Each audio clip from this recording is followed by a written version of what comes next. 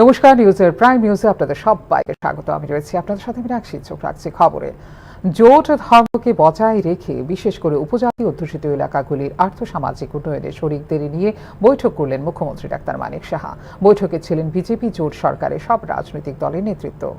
ক্ষমতাসীন বিজেপি নেতৃত্বাধীন রাজ্য সরকারের দুই সহযোগী তীব্রামথা এবং আইপিএফটি নেতাদের নিয়ে গুরুত্বপূর্ণ বৈঠক করলেন মুখ্যমন্ত্রী ডাক্তার মানিক সাহা।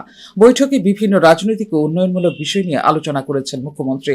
বিজেপি, তীব্রামথা এবং আইপিএফটি নেতাদের মধ্যে একটি অত্যন্ত ফলপ্রসূ বৈঠক অনুষ্ঠিত হয়েছে এবং বৈঠকে রাজ্যের অগ্রগতি ত্বরান্বিত করার এবং সম্পর্ক আরও জোরদার করার লক্ষ্যে গুরুত্বপূর্ণ উন্নয়নমূলক উদ্যোগগুলি নিয়ে আলোচনা করা হয়েছে বলে জানিয়েছেন সংশ্লিষ্ট রাজনৈতিক দলগুলির নেতৃত্ব। রাজ্যের সামগ্রিক উন্নয়ন সম্পর্কিত বিভিন্ন বিষয় নিয়ে বিস্তারিত আলোচনা করেছেন, যার মধ্যে অন্তর্ভুক্তিমূলক প্রবৃদ্ধি, অবকাঠামোগত উন্নয়ন, আদিবাসী কল্যাণ এবং আর্থসামাজিক ক্ষমতায়নের ওপর জোর দেওয়া হয়েছে বলে জানিয়েছে মুখ্যমন্ত্রীর সদর কার্যালয়। বৈঠকে ত্রিপুরা জনগণের বৃহত্তর স্বার্থ এবং কল্যাণের জন্য সকল অংশীদারদের সাথে সহযোগিতামূলকভাবে কাজ করার জন্য সরকারের প্রতিশ্রুতি পুনর্ব্যক্ত করেছেন মুখ্যমন্ত্রী ডাক্তার মানিক সাহা। উজ্জ্বল ভবিষ্যতের জন্য জোটকে শক্তিশালী করার পাশাপাশি আমাদের অংশীদারিত্বকে আরও দৃঢ় করা এবং রাজ্যের অগ্রগতির জন্য একসাথে কাজ করার উপায় নিয়ে আলোচনা করা হয়েছে বলে বৈঠক শেষে নিজের সামাজিক মাধ্যমে জানিয়েছেন মুখ্যমন্ত্রী ডাক্তার মানিক সাহা। ত্রিপুরার মুখ্যমন্ত্রী মানিক সাহা এর আগে বলেছিলেন যে উল্লেখ করা যেতে পারে রাজ্যের জনজাতিদের আর্থসামাজিক অবস্থার উন্নয়নের জন্য বিশ্ব ব্যাংকের অর্থায়নে ১৪০০ কোটি টাকার উচ্চবিলাসী প্রকল্প এবং পরিকল্পনা বর্তমানে বাস্তবায়ন হচ্ছে রাজ্যে। ত্রিপুরার গ্রামীণ অর্থনৈতিক প্রবৃদ্ধি ও পরিষেবা প্রদান প্রকল্প বা TRESP অধীনে এই ১৪০০ কোটি টাকা ব্যবহার করা হবে জনজাতি জনগণের জীবিকা এবং সামগ্রিক আর্থসামাজিক অবস্থা আরো উন্নত করার জন্য। আমাদের অবশ্যই অঙ্গীকার নিতে হবে যে যে কাজগুলি এখনো সম্পন্ন হয়নি সেগুলি আলোচনার মাধ্যমে গ্রহণ করতে হবে এবং রাজ্যের উন্নয়নের জন্য আমাদের এগিয়ে যেতে হবে বলে বৈঠকে জানিয়েছেন মুখ্যমন্ত্রী ডাক্তার মানিক সাহা। ত্রিপুরার মোট ৪০ লক্ষ জনসংখ্যার ১/৩ হল জনজাতি, যারা রাজ্যের নির্বাচনী রাজনীতি সহ সব ক্ষেত্রে পালন করে গুরুত্বপূর্ণ ভূমিকা। এই বিষয়টিকে গুরুত্ব দিয়ে বিশেষ করে উপজাতি অধ্যুষিত এলাকাগুলিতে জীবনযাত্রার মান উন্নয়নের জন্য এই বৈঠকে গুরুত্ব আরোপ করেছেন মুখ্যমন্ত্রী doctor Manik Saha. Bureau report, news now. Pahalgam হামলায় ২৭ জন পর্যটককে হত্যার প্রেক্ষিতে কেন্দ্রীয় স্বরাষ্ট্র মন্ত্রকের নির্দেশ অনুযায়ী দেশ জুড়ে শুরু হয়েছে অবৈধ বিদেশি, বিশেষ করে পাকিস্তানিদের ধরপাকড়। এই ক্ষেত্রে গুজরাটে যেখানে আটক করা হয়েছে ১,০০০-এরও বেশি অবৈধ বাংলাদেশি নাগরিককে, সেক্ষেত্রে ত্রিপুরায়ও চলছে অবৈধ বিদেশি নাগরিকদের চিহ্নিতকরণ এবং ধরপাকড়। জম্মু ও কাশ্মীরের পেহেলগাঁওয়ে সন্ত্রাসী হামলার পর দেশ জুড়ে শুরু হয়েছে বিদেশি নাগরিকদের বিরুদ্ধে ব্যবস্থা নেওয়া। শনিবার গুজরাটের আহমেদাবাদে ৮৯০ এবং সুরাটে ১৩৪ জন অর্থাৎ প্রায় ১,০০০ অবৈধ বাংলাদেশি অভিবাসীকে আটক করা হয়েছে, যাদের মধ্যে রয়েছে নারী ও শিশুও। যদি বৈধ কাগজপত্র পাওয়া না যায় তাহলে তাদের বহিষ্কার করা হবে ভারত থেকে। এই ব্যক্তিদের অনেকেই মাদক ও মানব পাচারের মধ্যে সাথে জড়িত এবং সম্প্রতি গ্রেপ্তার হওয়া ৪ বাংলাদেশের মধ্যে ২ জন আল কায়েদার স্লিপার সেলের জন্য কাজ করছিলেন বলে জানিয়েছে পুলিশ। এদিকে ৪৬০ জন পাকিস্তানিকে বহিষ্কারের নির্দেশ জারি করেছে হরিয়ানা রাজ্য সরকার। পাকিস্তানিদের ফেরত পাঠানোর জন্য স্বরাষ্ট্র দপ্তরের কাছ থেকে দিশা নির্দেশ চেয়েছেন মুখ্যমন্ত্রী নায়েব সিং সাইনি। পাঞ্জাবের আটারি সীমান্ত দিয়ে ভারত থেকে পাকিস্তানি নাগরিকদের অব্যাহত রয়েছে নির্গমন। ৪ পাকিস্তানি নারী নাগরিককে তাদের দেশে ফেরত পাঠিয়েছে উত্তরপ্রদেশ সরকার। এই মহিলারা পর্যটন ভিসায় বুলন্দ শহরে এসেছিলেন এবং তাদের ওয়াগা আটারি সীমান্ত দিয়ে ফেরত পাঠানো হয়েছে বলে জানিয়েছে পুলিশ। অন্যদিকে লখনৌতে একটি হোটেলে অবৈধভাবে বসবাসকারী ৫ জন ওমানি নাগরিককে গ্রেপ্তার করেছে পুলিশ। বিদেশি নাগরিকরা ভারতে থাকার কোনো বৈধ কারণ জানাতে পারেননি বলে জানিয়েছে পুলিশ। ২২৮ জন পাকিস্তানি ২৭ এপ্রিলের আগে ভারত ত্যাগ করবেন বলে শনিবার জানিয়েছে মধ্যপ্রদেশ সরকার। উত্তর পূর্বাঞ্চলের ক্ষেত্রে আসামে ৬ জন বাংলাদেশিকে গ্রেপ্তার করেছে পুলিশ। সকলেই অবৈধভাবে ভারতে প্রবেশের চেষ্টা করেছিল। তাদের মধ্যে একজন মহিলাও রয়েছেন বলে জানিয়েছে পুলিশ। অবৈধ বিদেশি নাগরিক, বিশেষ করে বাংলাদেশিদের ধরপাকড় অব্যাহত রয়েছে ত্রিপুরায়ও। এক্ষেত্রে পাকিস্তানিদের চিহ্নিত করে উপযুক্ত ব্যবস্থা নেবার জন্য পুলিশ এবং প্রশাসনকে নির্দেশ দিয়েছেন রাজ্যের মুখ্যমন্ত্রী ডাক্তার মানিক সাহা।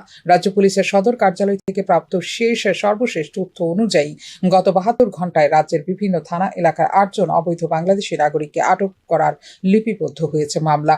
উল্লেখ করা যেতে পারে 22 এপ্রিল পহেলগাঁও সন্ত্রাসী হামলার পর সমস্ত পাকিস্তানি নাগরিককে 1 মে 2025 সালের মধ্যে ভারত ত্যাগ করতে বলেছে কেন্দ্রীয় সরকার।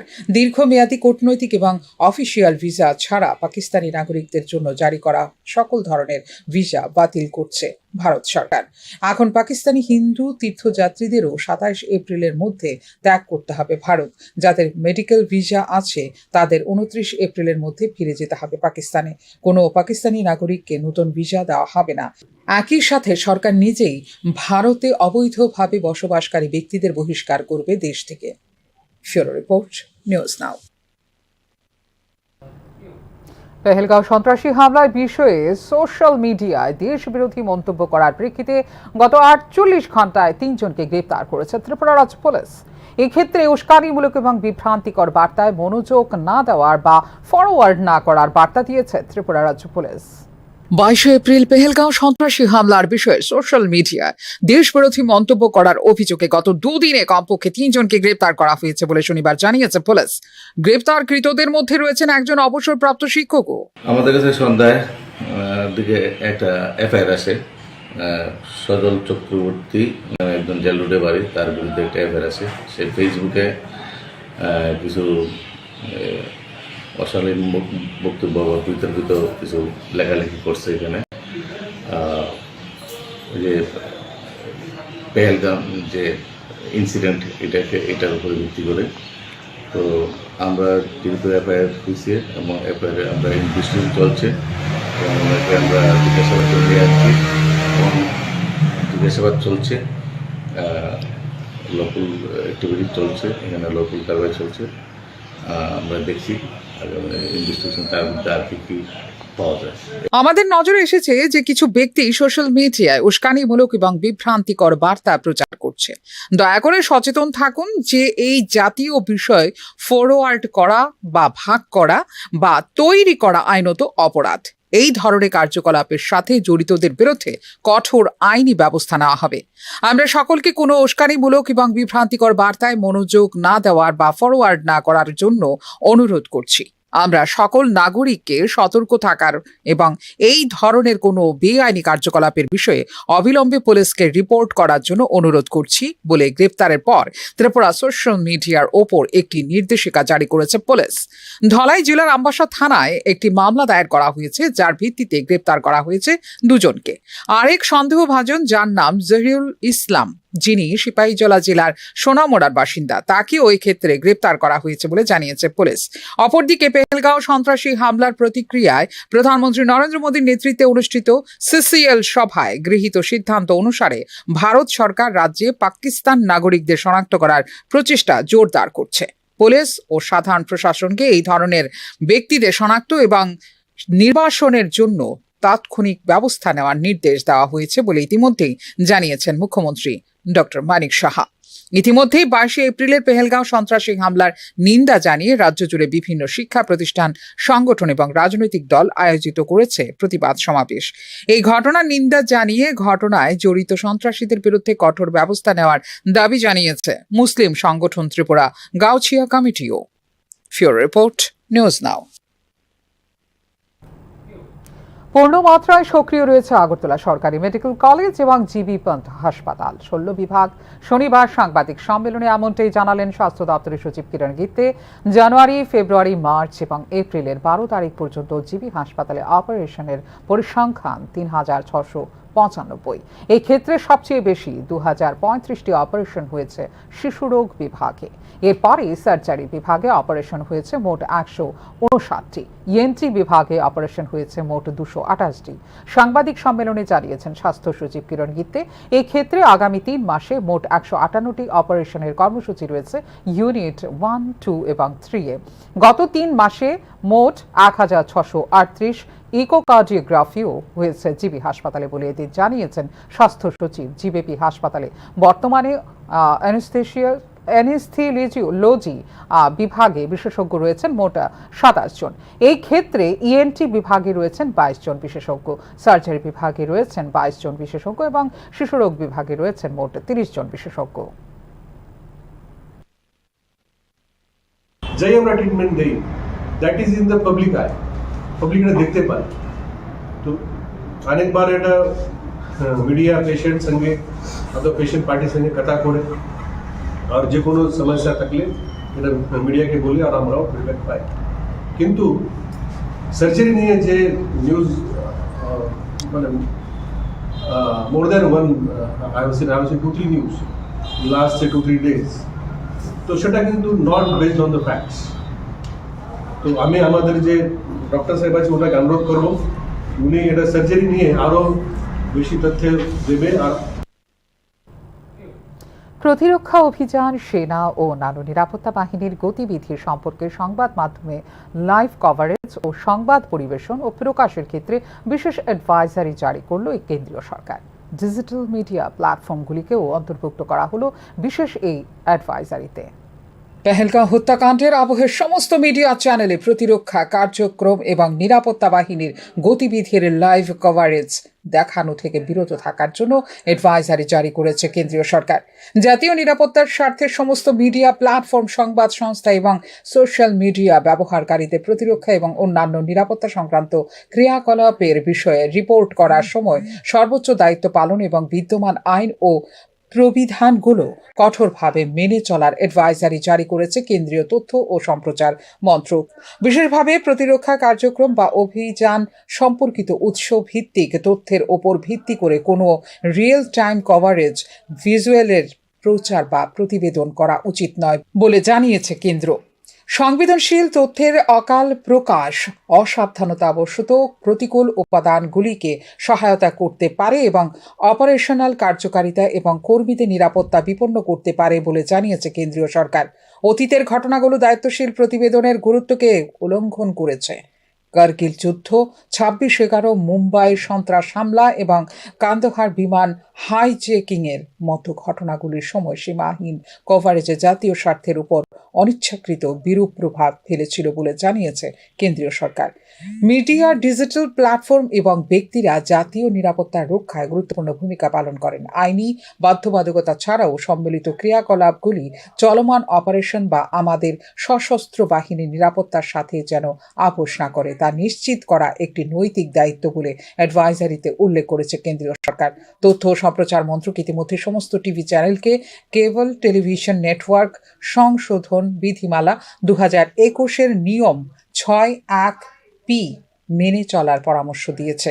এক্ষেত্রে এমন কোনো প্রোগ্রাম কেবল পরিষেবাতে চালানো উচিত নয় যাতে নিরাপত্তা বাহিনীর সন্ত্রাস বিরোধী অভিযানের লাইভ কভারেজ থাকে। যতক্ষণ না এই ধরনের অপারেশন শেষ হয় ততক্ষণ পর্যন্ত মিডিয়া কভারেজ যথাযথ সরকার কর্তৃক মনোনীত একজন অফিসার দ্বারা পর্যায়ক্রমিক ব্রিফিংয়ের মধ্যে সীমাবদ্ধ থাকবে বলে অ্যাডভাইজারিতে উল্লেখ করেছে কেন্দ্রীয় সরকার।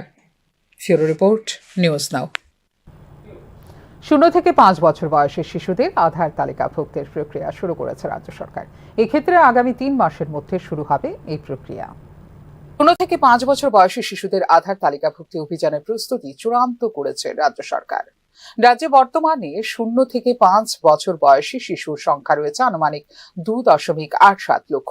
বর্তমানে মাত্র 98,000 শিশুর আধার কার্ড জারি করা হয়েছে। রাজ্যে বর্তমানে 0 থেকে 5 বছর বয়সী শিশুদের আধার নথিভুক্তকরণের হার প্রায় 34%, যা জাতীয় গড় 38% থেকে কিছুটা পিছিয়ে। এবার 0 থেকে 5 বছর বয়সী শিশুদের আধার নথিভুক্তকরণের প্রক্রিয়া দ্রুত সম্পন্ন করার জন্য স্বাস্থ্য ও পরিবার কল্যাণ দপ্তরকে দায়িত্ব দিয়েছে ভারতের অনন্য পরিচয় কর্তৃপক্ষ বা UIDAI। এই মিশনকে সফল করার জন্য 138টি শিশু তালিকাভুক্তি লাইট ক্লায়েন্ট কিটের জন্য তহবিল অনুমোদন করেছে UIDAI, যা আনুষ্ঠানিকভাবে হস্তান্তর করা হয়েছে গত 22 এপ্রিল। এখন রাজ্য জুড়ে আধার অপারেটরদের জন্য প্রশিক্ষণ সেশন চালু করার প্রস্তুতি নিচ্ছে স্বাস্থ্য ও পরিবার কল্যাণ দপ্তর। সংক্ষিপ্ত তালিকাভুক্ত প্রার্থীদের জন্য অঞ্চল ভিত্তিক প্রশিক্ষণ শুরু হবে মে মাসের প্রথম সপ্তাহে। প্রশিক্ষণ প্রাপ্ত হওয়ার পর এই অপারেটরদের জেলা হাসপাতাল, সামাজিক স্বাস্থ্য কেন্দ্র, প্রাথমিক স্বাস্থ্য কেন্দ্র এবং জন্ম নিবন্ধন ইউনিটে নিয়োগ করা হবে, যাতে সহজতর হয় তালিকাভুক্তির প্রক্রিয়া। আধারের সাথে সংযুক্ত সরকারি পরিষেবাগুলিতে নিরবচ্ছিন্ন সুবিধা নিশ্চিত করার লক্ষ্যেই বৃহৎ পরিসরে নিবন্ধন শুরু করার জন্য 3 মাসের সময়সীমা নির্ধারণ করেছেন সংশ্লিষ্ট কর্মকর্তারা। ফিউরো রিপোর্ট, নিউজ নাও। সংকটময় পরিস্থিতিতে সরকারের পাশে থাকার জন্য সিদ্ধান্ত নিয়েছে কংগ্রেস। এই সিদ্ধান্তের কথা ঘোষণা দিয়েছেন দলের সর্বভারতীয় সভাপতি মল্লিকার্জুন খাড়গে। জাতীয় স্বার্থেই এই সিদ্ধান্ত নিয়েছে দল বলে উল্লেখ করেন ত্রিপুরা প্রদেশ কংগ্রেস সভাপতি আশিস কুমার সাহা। শনিবার কৈলাস শহরে ঝটিকা সফরে এসে দলীয় অফিসে কর্মী সমর্থকদের সাথে সাংগঠনিক বৈঠকে এই কথা জানিয়েছেন ত্রিপুরা প্রদেশ কংগ্রেস সভাপতি। পেহেলগাঁও হত্যাকাণ্ডে ব্যবস্থা নেবার জন্য দেশের স্বার্থে সর্বদলীয় বৈঠক ডাকার আহ্বান জানিয়েছিল কংগ্রেস বলেও এদিন জানিয়েছেন প্রদেশ কংগ্রেস সভাপতি আশিস কুমার সাহা। আমাদের সর্বভারতীয় নেতা আমাদের মল্লিকার্জুন খাড়গেজি তড়িঘড়ি করে ওয়ার্কিং কমিটির মিটিং ডাকেন। সরকারের পাশে থাকার জন্য কংগ্রেস দলের তরফ থেকে উনি ঘোষণা দেন। কংগ্রেস দলের ওয়ার্কিং কমিটির মিটিংয়ে সর্বদলীয় মিটিং ডাকার যে সিদ্ধান্ত, এই সিদ্ধান্তকে স্বাগত জানিয়ে আমাদের সর্বভারতীয় সভাপতি এবং আমাদের সংসদের বিরোধী দলনেতা রাহুল গান্ধীজি তারা প্রতিনিধিত্ব করতে সেই সর্বদলীয় সভায় যান। এটাও আমাদের প্রস্তাব ছিল, জাতীয় কংগ্রেসের প্রস্তাব, যে দেশের এই সংকটময় মুহূর্তে সর্বদলীয় সভা ডাকা উচিত।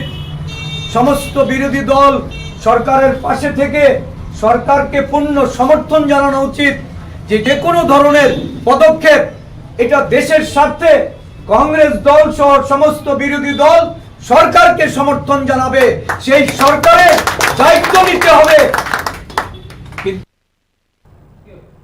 রবিবার 27 এপ্রিল অনুষ্ঠিত হবে টি-টেট পেপার 2 পরীক্ষা।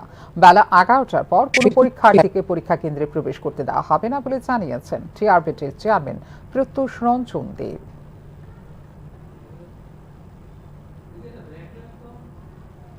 নিয়ে নিচ্ছে একটা ছোট্ট বিজ্ঞাপন বিরতি। বিরতির পর ফিরে আসবো অন্যান্য খবরে। আপনি দেখছেন নিউজ নাও, আমরা জানি কোনটা খবর। প্রথম আলো এলো শুদ্ধ সকাল, শুদ্ধ সলিলে আজ বাজালো ত্রিতাল, মন্দিরে শুদ্ধ পূজার ধ্বনি, অগ্নি শুদ্ধ হলো সিঞ্জীবী, পরিণীতা নারী তুমি অনুপমা, শুদ্ধ সোনায় সাজো হে নিরুপমা। শুদ্ধতার স্বর্ণ মন্দির, কালিকা জুয়েলার্স, আগরতলা। একটু চেষ্টাতেই দুল লেগে যায় নববধূর কানে, একটু চেষ্টাতেই মানিয়ে নেওয়া যায় বিবাহিত জীবনে। নানা অনুভূতি জড়ানো বিয়ের গয়না, শ্যাম সুন্দর কোম্পানি জুয়েলার্স। আপনি দেখছেন নিউজ নাও, আমরা জানি কোনটা খবর। বিরতির পর স্বাগত। চোখ রাখছি অন্যান্য খবরে। রাজ্যে বর্তমানে মাছের চাহিদা রয়েছে 1,17,000 মেট্রিক টন। এক্ষেত্রে রাজ্যের নিজস্ব উৎপাদন 85,000 মেট্রিক টন। ঘাটতি মেটাতে বর্তমানে মাছ আমদানি করা হচ্ছে অন্ধ্রপ্রদেশ, কলকাতা বা বাংলাদেশ থেকে, জানিয়েছেন মৎস্যমন্ত্রী Sudhangshu Das. Tripura graduate fisheries officers অ্যাসোসিয়েশনের 5ম দ্বিবার্ষিকী সম্মেলন উপলক্ষে আয়োজিত অনুষ্ঠানে এই কথা জানিয়েছেন মৎস্যমন্ত্রী। রাজ্যের পরিত্যক্ত জলাশয়গুলিকে মাছ চাষের উপযুক্ত করার জন্য প্রস্তাব পাঠানো হয়েছে কেন্দ্রীয় সরকারের কাছে বলেও জানিয়েছেন মৎস্যমন্ত্রী সুধাংশু দাস। তো আমাদের বর্তমানে এই রাজ্যে মাছের চাহিদা রয়েছে 1,17,000 মেট্রিক টন, ওয়ারেজ আমাদের প্রোডাকশন আছে 85,000 মেট্রিক টন। তো বাকি যে গ্যাপটা রয়েছে সেটা আপাতত আমরা পার্শ্ববর্তী রাজ্য যেমন পশ্চিমবঙ্গ বা অন্ধ্রপ্রদেশ অন্যান্য জায়গা থেকে আমরা সেই গ্যাপটাকে ফিল আপ করি। তো আমাদের ফিশারি ডিপার্টমেন্টের টার্গেট রয়েছে যে এই গ্যাপ পরিমাণ যে প্রোডাকশন সেটা যাতে আমাদের রাজ্যে আমরা করতে পারি এবং আমাদের রাজ্যের যে সমস্ত পরিত্যক্ত জলাশয়গুলি রয়েছে সেগুলিকেও কাজে লাগিয়ে যাতে আমরা আগামী দিন মাছের উৎপাদন বাড়াতে পারি, সেই লক্ষ্যে আমাদের কাজ চলছে। সেন্ট্রাল গভর্নমেন্টের কাছেও আমরা অনেকগুলি প্রজেক্ট এবং প্রপোজাল জমা করেছি যাতে আমাদের রাজ্যের এই গ্যাপ যাতে আমরা ফিল আপ করতে পারি। সেন্ট্রাল গভর্নমেন্টও সময় সময় আমাদেরকে সহযোগিতা করছেন। আশা করছি আগামী কিছু বছরের মধ্যেই এই রাজ্যের যেটা ঘাটতি আছে সেটা আমরা অবশ্যই 100% ফিল আপ করতে পারি। ঊনকোটি জেলায় নবনিযুক্ত পুলিশ সুপার সুদাম্বিকা আর এর বাসভবনে বেশ কয়েকজন অপরিচিত যুবকের প্রবেশ ঘিরে ছড়িয়েছে চাঞ্চল্য। রাতের অন্ধকারে যখন অপরিচিত যুবকরা কোয়ার্টারের বাউন্ডারির ভেতরে প্রবেশ করে তখন কোয়ার্টারের ভেতরে ছিলেন পুলিশ সুপার। সাথে সাথেই ওনার পিজি সহ কোয়ার্টারে ডিউটিরত পুলিশ সক্রিয় হতেই বাউন্ডারির দেয়াল টপকে পালাতে থাকে যুবকরা। পরবর্তী সময়ে তার কোয়ার্টারে মোতায়েন করা হয় অতিরিক্ত নিরাপত্তা বাহিনী। জেলা শাসক এবং পুলিশ সুপারের কোয়ার্টারে 24 ঘন্টায় পুলিশ পাহারা থাকে। এই অবস্থায় এমন ভিআইপি জোনে অপরিচিত যুবকদের প্রবেশ নিয়ে উঠছে প্রশ্ন।